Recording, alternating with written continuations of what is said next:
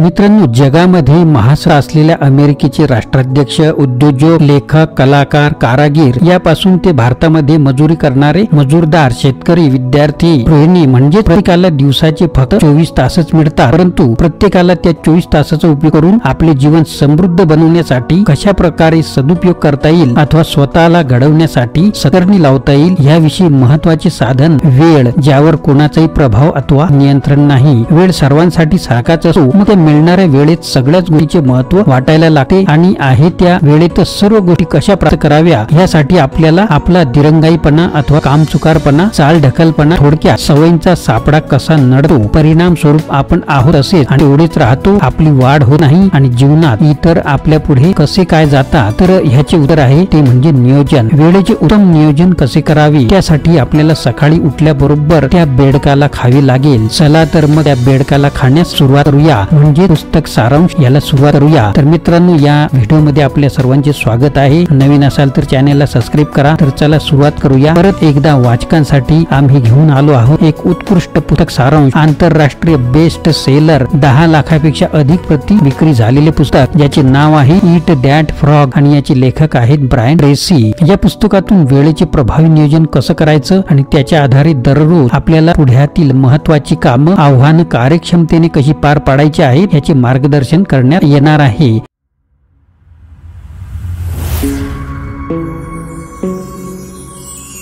नमस्कार मित्रांनो, माझे नाव आनंद आहे आणि मराठी आनंद यूट्यूब चॅनल मध्ये आपणा सर्वांचे स्वागत आहे। आयुष्य जगताना सर्वात कठीण अवघड कामांची योग्य ती विभागणी करणे आवश्यक असते। अधिक महत्त्वाचं काय आहे हे तंत्रज्ञानाच्या सहाय्याने जाणून घेऊन वाया जाणारा वेळ कसा वाचवायचा, तसेच लक्ष विचलित करणाऱ्या, दिशाभूल करणाऱ्या बाबींना टाळून चित्ताची एकाग्रता कशी टिकवून ठेवायची हेही यात सांगण्यात आलेलं आहे। मित्रांनो, या पुस्तक सारांशाचे काही भागामध्ये मी रूपांतर केलेलं आहे।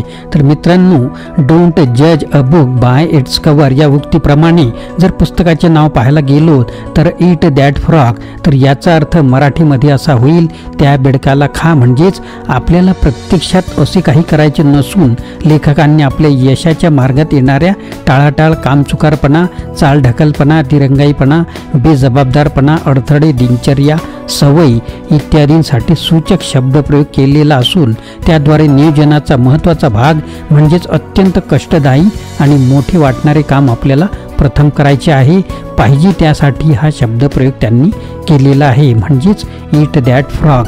महासागरामध्ये ज्या लाटा असतात त्याचप्रमाणे तुम्ही सुद्धा कित्येक वेळा आपल्या कार्याला पूर्ण करण्यात आणि जबाबदाऱ्या निभावण्यात एवढे गढून आणि गुंतून जाता की तुम्ही सर्व काही विसरून जाता। हेच ते कारण आहे की ज्यामुळे तुम्ही विचित्र होऊन जाता। तसे होण्यासाठी काही गरजच नसते। नेहमीच एखाद्या मोठ्या कामापासून सुरुवात करा जो अत्यंत महत्त्वपूर्ण आहे आणि त्याला पूर्ण करण्यास हातात घ्या व पूर्ण करा। लेखकांनी आपल्या दैनंदिन जीवनात एक समानता दाखविण्यासाठी एका जिवंत बेडकाचे उदाहरण घेतलेले आहे।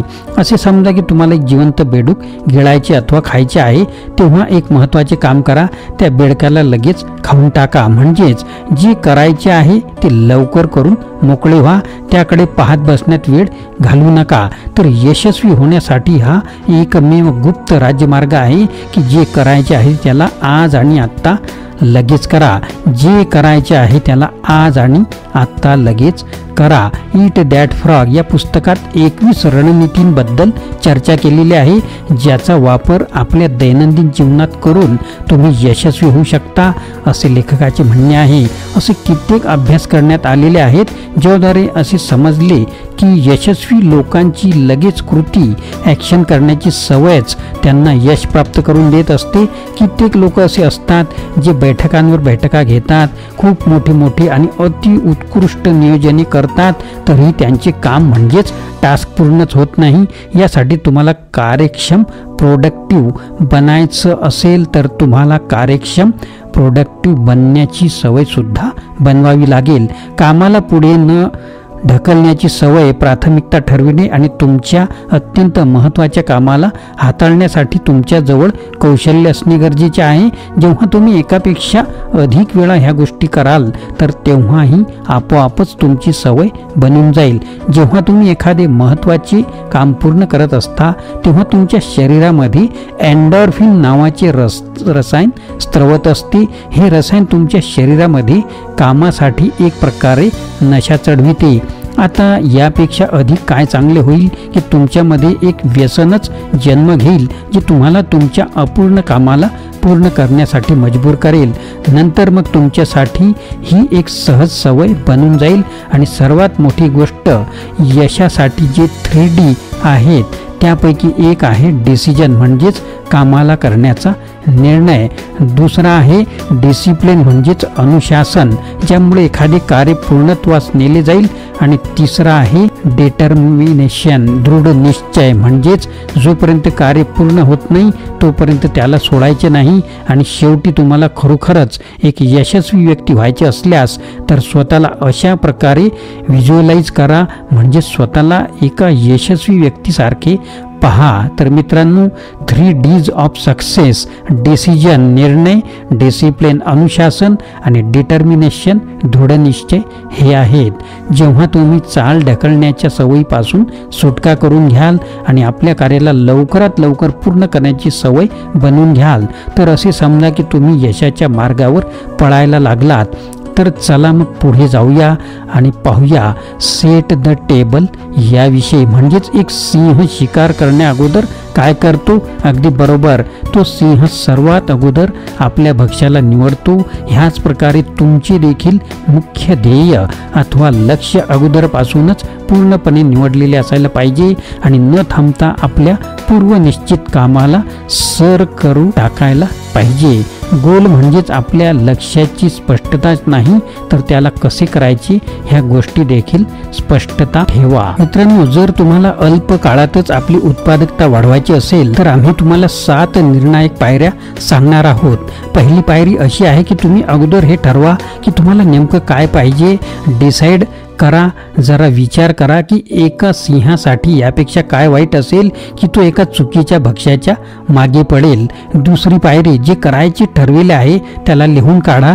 राईट, आपल्याला ध्येयाला कागदावर लिहिण्यामुळेच तुम्ही प्रेरित होत असता। तुम्हाला स्पष्टपणे आणि अचूकपणे पूर्ण करण्याची शक्ती मिळत राहते त्या कार्याला पूर्ण करण्यासाठी। तिसरी पायरी आहे एक अंतिम मुदत, डेडलाईन ठरवून घ्या। सिंह आपल्या शिकार करण्यामध्ये एवढा यशस्वी कसा काय होतो? कारण तो असे करण्यामध्ये उशीर करत नाही, तो आपल्या भक्ष्याला त्याच वेळी शिकार करेल। चौथी पायरी अशी आहे की एक यादी बनवून घ्या की तुमचे ध्येय गाठण्यासाठी तुम्हाला कोणकोणत्या पायऱ्यांची आवश्यकता लागणार आहे।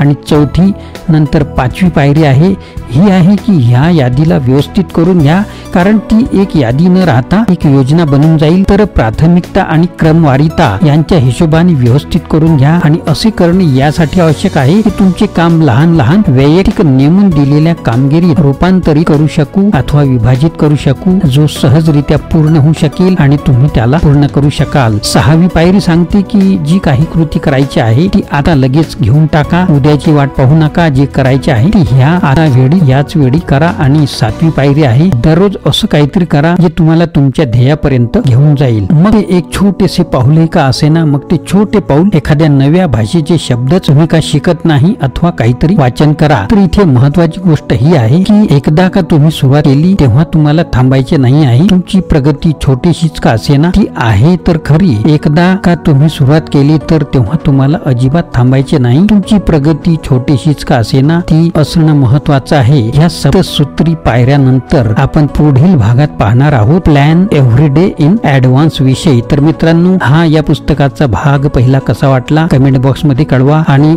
याच्या पुढील जे भाग आहेत याच पुस्तक सारांशाची ते पाहण्यासाठी चॅनलला सबस्क्राईब करून ठेवा। मित्रांनो, आपल्याला व्हिडिओ आवडल्यास लाईक करा, शेअर करा, सबस्क्राईब करा।